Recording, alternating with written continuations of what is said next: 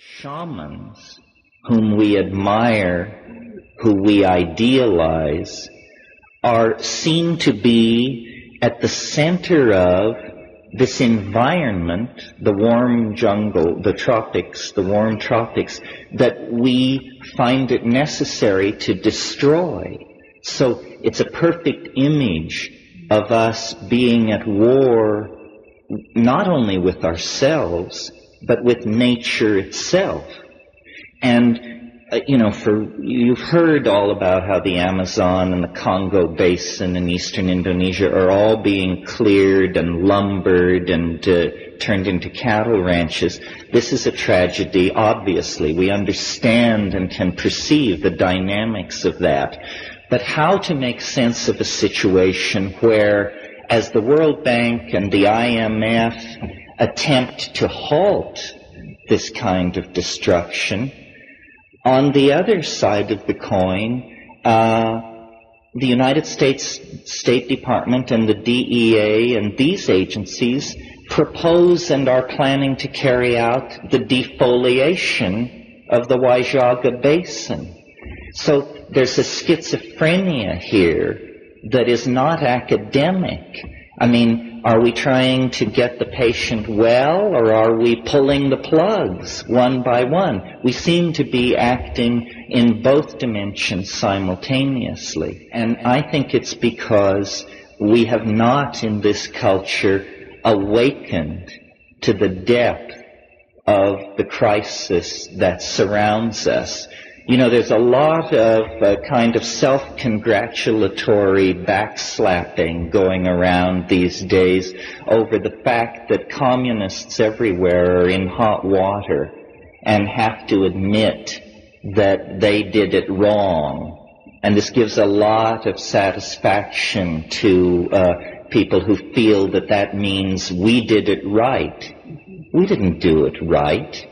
They did it wrong and now admit they did it wrong. We do it wrong and have yet to even raise the possibility of turning away from what we are doing. So, I think that the collapse of Marxism is only the collapse of the outer edge of the societal and civilizing assumptions that we have made. After all, Marxism is nothing more than the millenarian retread of Christian millenarianism. And so is modern science, yet another secular retread of Christian millenarianism. So our culture is in trouble. Not trouble. We are at a terminal crisis, a bifurcation that it can only go one of two ways. Horror beyond your wildest imagination, or breakthrough to dignity, decency, community, and caring beyond your wildest imagination. Now, where do you look for models? Where do you go? The answer is so obvious. You go to nature. Nature has been playing this game for 3 billion years on this planet. We have been playing the game, we, the apostles of Christian scientism, for about 2,000 years. Nature has an economy, an elegance, a style that if we could but emulate it, we could rise out of the rubble that we are making of the planet. It was the geographer Carl Sauer who said, man found the planet a climaxed primeval forest. He, and notice the gender here, he will leave the planet a weedy lot. A weedy lot. Well, now this is a metaphor where you change climaxed rainforest for weeds, but it's also true. By clearing land, we promote the kind of plant evolution that stresses very rapid seed production and annular cycles of growth. In other words, weeds. And this tendency to find perfection and then to leave rubble in our wake has haunted us for the past 3,000 or 4,000 years of our history. Now, with the ozone shield disappearing, with acid rain falling on the earth that can melt blocks of marble, with the CO2 levels rising, with the levels of strontium and chlorofluorocarbons, and you know the litany. We have now one last chance to fish or cut bait. And the place where nature has provided the models for how to respond to this situation is the climaxed rainforest. Only the climaxed tropical rainforest has the kind of complexity of signal transfer, movement of nutritional materials, movement of electromagnetic radiation that we find in the modern city. It is a cliche of modernity that the city is a jungle. The problem is it isn't jungle enough. And I think it's the task of the new shamans to take the metaphor of the jungle, which is a metaphor of tremendous wealth, tremendous variety, a tremendous outpouring of form and of energy and of potential fulfillment of various bifurcation patterns of flow, to take that and enrich our own lives with it. And the way this is done is by empowering the presence of experience. The main thing that you get with these so-called primitive, pre-literate people, and with people like Nicole, who have spent time in this situation, is they are in the moment. They know how to have fun. They know how to work. They know how to live. And the reason they understand this is because they are focused within the confines of the felt presence of experience. They do not live by abstraction. And abstraction is the knife poised at our hearts.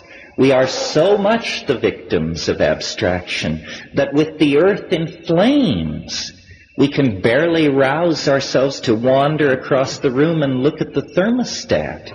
That's the level of disimpassioning that abstraction has laid upon us. Well, hopefully this weekend there will be passion. There will be an effort wherever there is abstraction to drag it down into the felt presence of the moment. I think basically what we are a kind of green anarchy, an effort to revivify social forms that have been atrophied in the West at least since the destruction of Eleusis, probably in most places thousands of years before that. This is our last chance. I have done the best I could in terms of trying to sift through all these options and, as a communicator, offer the best way out. And, I could only do my best. And so that's what you get. I can't preach scientism because I don't believe in it. I can't preach Buddhism because I can't understand it. The only thing I can preach is the felt presence of immediate experience, which for me came through the psychedelics, which are not drugs, but plants. It's a perversion of language to try and derail this thing into talk of drugs. There are spirits in the natural world that come to us in this way. And so far as I can tell, this is the only way that they come to us, but it's rapid enough for it to have an impact upon us as a global population.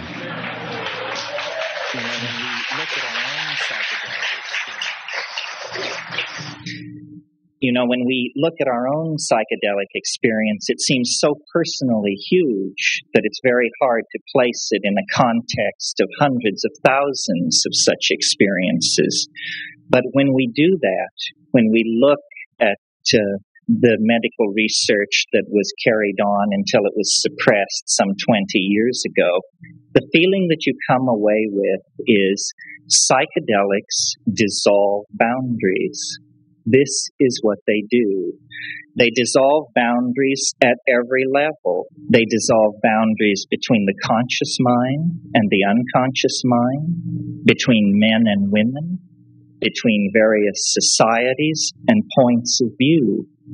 And at one time, I was willing to let it rest at that, to imagine, well, these things are boundary dissolving, structure dissolving compounds, and this is what gives them their enormous import, because they lead us outside of the theater of language and into the real world that we suppressed in the process of becoming acculturated to our own culture.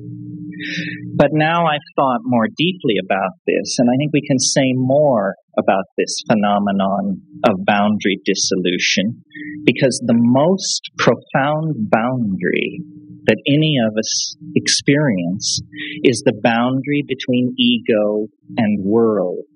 We are in the world, but we are the ego. This is the cultural myth in which we live, and this is the cultural myth that is completely dissolved, exploded, and blown away by the psychedelic experience. It is not a cliche to say that it is an experience of oneness, because the world we are living in is unifying itself at a prodigious rate.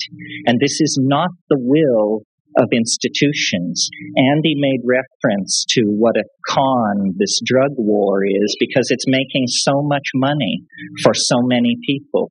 The chief function of institutions appears to be to retard progress and to keep their criminal enterprises bubbling merrily along on the side.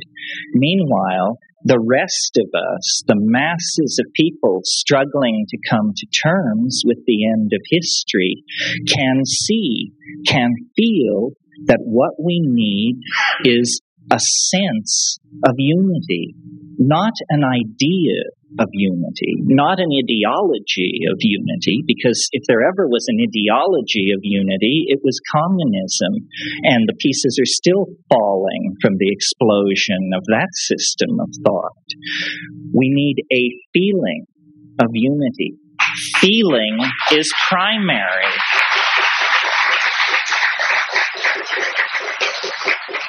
So it doesn't come out of intellectual exhortation. It comes out of a personal act of courage made by the individual, an act of courage which involves surrender. Surrender is the opposite side of the coin of ego. The central issue of our times is our inability to surrender to what we know is right. We have the ability to feed the hungry. We have the ability to educate our children, to clean up our environment, to eliminate sexism, to eliminate racism. The question is, can we change our minds fast enough? Not can we change our minds, but can we change them fast enough? The momentum of the institutions that were created out of the collapse of medieval society has become so great, the momentum toward a lethal conclusion, that if we don't act quickly to pull ourselves out of this power dive, eventually the political will, the resources, even the infrastructure will not be there to support this kind of a reorienting of our thinking. I believe in psychedelics because I've seen them work. That's the main thing. They are operationally effective. Psychoanalysis, yoga, this is all very fine if you have worlds enough and time, but we don't. If you stake your self-identity on the aggrandizement of a single atom of humanity, which you call yourself, then what hope is there for creating a coherent communal future? None, I submit. And I believe that's the position that we are in. We need a radical intervention in the evolution of our social psychology. And we have the models. This is one thing that puts us a leg up over the 1960s. They didn't realize, not enough people realized, that this was not something new. This was something old. That shamanism, psychedelic shamanism, is how religion was practiced for the first million years. And if there is to be any future for our species, it's how it's going to be practiced from here on out. We have to overcome male dominance, institutional dominance, suppression of the feminine, suppression of females, worship of technology. All of these things arise out of a projection of energy away from the authentic, toward the ephemeral, toward the fleeting. You know, it's all flowing anyway. There's somebody here who said, be here now. This notion that the quality, the primacy of experience is the centerpiece of being, not regret, not plans, not projections, but the primacy of the felt experience of the moment. If we stick with that, we not only gain a kind of authenticity for ourselves, but we open a space for dialogue where the frightened, the truly ego-sick, the institutional junkies, the truly traumatized can then feel, well, here is an area where perhaps I can feel safe. Here is an area where I can perhaps take a chance on changing my mind. And this is not an exhortation to a political movement. The mind that it is most important to change is our own, each of us, by ourselves. So I think, it's wonderful that psychedelic use is spreading, because each person who is touched by it is brought back into the authentic community of being.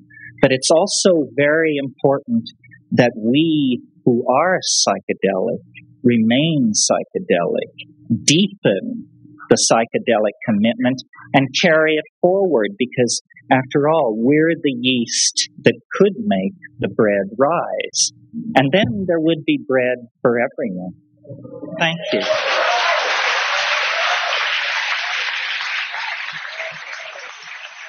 It is a crisis in consciousness which confronts us globally. Consciousness is the commodity that if we do not have enough of it, do not produce it fast enough, then the momentum of the processes we set in motion in our ignorance is going to sterilize the planet and do us all in. So we have to have consciousness. Well, then you look at the smorgasbord of ethnographic possibilities and you discover this institution of shamanism. It is the institution of planner, of visionary, of manager, of large system coordinator. That's what it's about. You call it magic on one level, you call it curing, you call it folk psychiatry, or weather prediction. Shamans have been involved in all of these things. But as Nicole made so eloquently the point last night, to these deep forest people, it is ordinary. It is ordinary. They live in a different cultural dimension than we do. Dimensions which to us are completely value dark are to them completely transparent. And dimensions which to us are extremely rich and complex, the inner world of the nucleus of the atom, let us say, are for them totally value dark. They don't even cognize the possibility of asking the question. But nevertheless, the specialization in these various domains is not something where one is as good as another.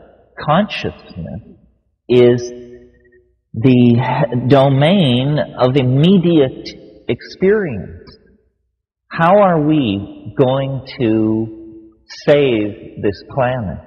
How are we going to take the lethal cascade of toxic, technological, and ignorance-producing habits that are loose on this planet and channel them toward some kind of a sane and livable world? Well, the answer is emerging in culture out of the collectivity of global consciousness. It is what I call the archaic revival. It is this very large turnover in the mass mind. Some people call it a paradigm shift. It's an effort to recover the sensory ratios, the feelings, and the attitudes of 15 to 20,000 years ago, before fear, before ego, before male dominance, before hierarchy, hoarding, warfare, propaganda, child abuse, all of these things. And the answer lies in integration into the dynamics of nature. Well, so far as my analysis gives it to me, the only way you can abandon yourself to the dynamics of nature is to break through the language shell. You must cut through the aura of programming and cultural assumption that surround us from the moment we are able to speak. The only way this can be done is by dissolving the boundaries of ego.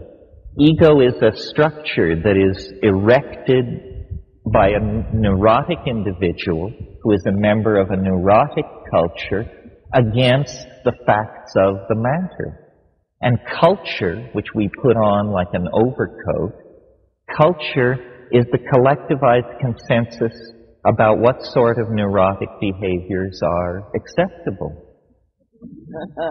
Now, I don't know, so you see, what I see going on in the Amazon is a very radical psycholytic therapy, where they are dissolving, literally dissolving the boundaries of self, culture, and ego assumption. And then what you discover is not the white light, or what William James called the blooming, buzzing confusion, although in the first few minutes it can be like that. But what you really discover is sentient, organized, living, loving nature. That nature is a force. Nature is a mind, a personality, organized with intentionality, organized with feeling, humor, grace, and conviction. Conviction. Oh, well, it's because all of these things emerge out of the concrescence of consciousness, its intention toward its own transformation. Nature is the answer. It's not enough to be like Wordsworth. It's not enough to this is not, Mao Zedong said the revolution is not a dinner party. And certainly the ecological revolution is not a dinner party. Poetic sensitivity to the death of the planet is not what we're striving for here. What we're striving for is to halt, overturn, and back out of the impending death of the planet. It is very clear now that consciousness will decide that the planet, there are not rosy futures of suburban housing and ratatouille to be extended endlessly into the future. We are approaching a bifurcation where it is either going to become heaven or hell, one or the other. And instead, intuit, that's what it is in Freud and Jung and the New Age, and intuit our way out. But now, the intuition is rising to the surface. We no longer have to operate without the presence of the goal firmly in hand. The goal can now be stated. What this is all about is a return to archaism with the lessons learned in history. That's where we were happy.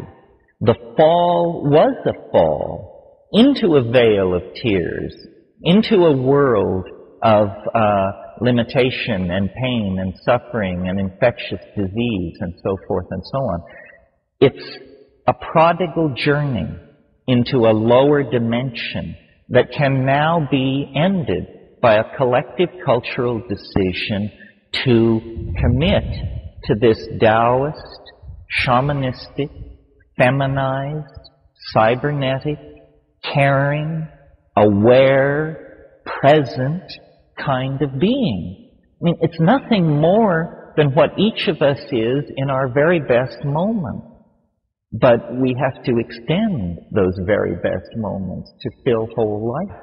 So I see these kinds of meetings as an opportunity for building community, as an opportunity for people to look around themselves and connect with the other people who are here. We cannot be told from the rest of the population unless we self-select and gather together at a single point in space and time. When we do that, we recognize each other. When this meeting is concluded, we will merge back into the larger stream of the body politic, but carrying this meme of the Gaian resurgence, the Gailanic wave that must come. I mean, people say it's so wonderful that you articulate these feminist ideas and so forth. I do it because I don't want to be dead. I do it because I don't want my children to have no world to live in. There is no choice. Are we then, as the heirs of that wave front, of the inheritors of a billion-year process, are we in one generation to turn it into a massive pottage? I think not. I certainly hope not. I would like to believe that we could make that leap to conscious awareness that would allow us to take hold. Now, the problem, it was easy the first 10 years that I sat before you, because what we were doing was getting to know each other, to verify that we in fact existed, that I wasn't crazy, you weren't crazy, so forth and so on. Now what looms ahead is the mess of politics. And this, I'm sure you have no stomach for. I certainly don't. I'd rather be stoned and rocked in the arms of the goddess. But as a matter of fact, this dominator thing is not going to be unhooked and put to bed without a struggle. Everyone is going to have to be counted. I've talked to you in recent months about memes. Memes being the smallest potential units of ideas. They're like genes. We are the nucleus of a mutant meme. The meme of plant consciousness, hallucinogenic consciousness, shamanistic consciousness.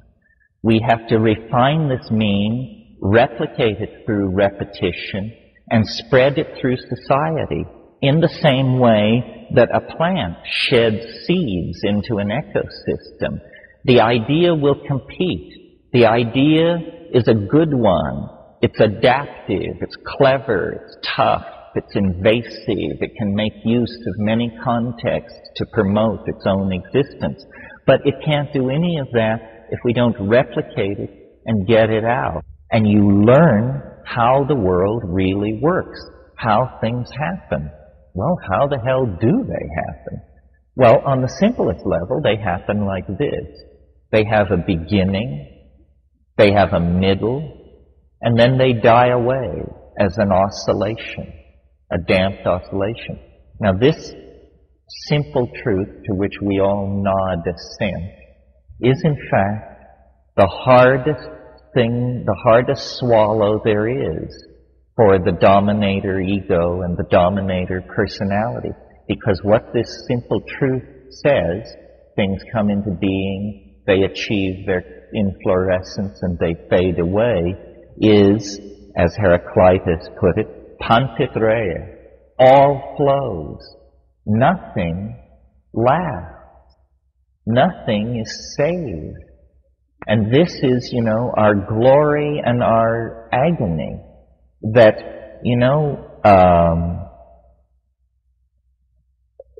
the people we love and the people we hate are swept away by time. Empires, dynasties, continents are swept away by time. And yet our search for security is cast in the dominated culture as a search for permanence. I want to buy a house. I'd like to get my trust fund functioning a little better. I'd like to pay off X, Y, and Z. A search for permanence.